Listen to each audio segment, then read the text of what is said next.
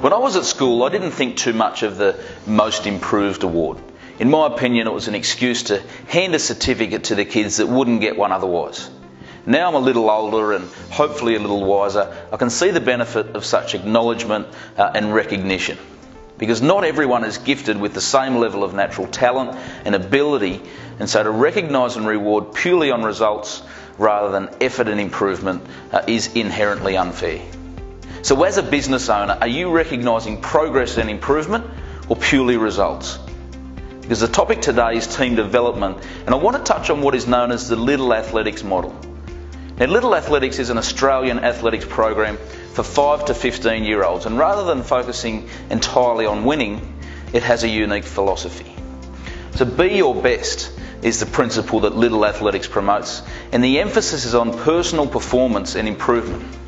So if a 9-year-old only finishes 5th in the 200-metre sprint, but in the process runs a personal best time, that's cause for celebration. The kid has just raised the bar on their own performance and set a new benchmark for themselves. And it may take just as much effort and dedication, or even more, to finish 5th as it did for the winner to finish 1st. So why shouldn't that be recognised? Now, in the general sporting world, a lot of attention is paid to the winners, and maybe those who finish 2nd or 3rd.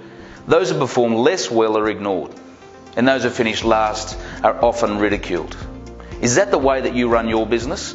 Are you focusing on the A team, the high performers, handing out praise and bonuses to those who finish 1st and 2nd, encouraging the poorer performers to match the high performers, and then complaining when they don't?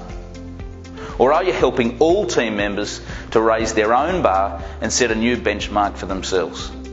Because if you focus on individual improvement across the board, you'll have much greater success than trying to turn your whole team into the A team. So this is my simple suggestion for development of the individuals within your team. So first up, you need to benchmark their current performance. For some it will be easy. Salespeople, those in operations, typically pretty easy to find metrics to measure current performance.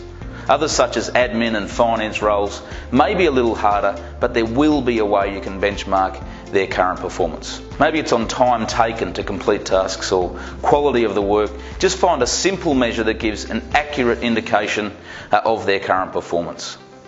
Once you have the current benchmark, sit down with the individual and get them to set their targets, set their sights on an improvement over the next month or the next quarter.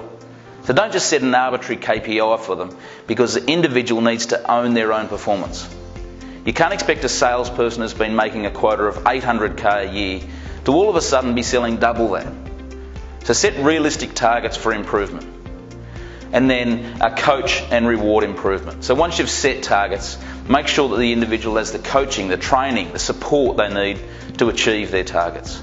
And when they do, recognise and reward them for it, because success breeds success, and you can then raise the bar again. So that's the Little Athletics model. Will it work 100% of the time? Of course not.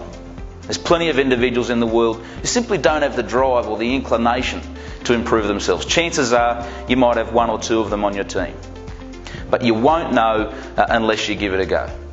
So next time you find yourself whinging about a poor performer, just stop and think.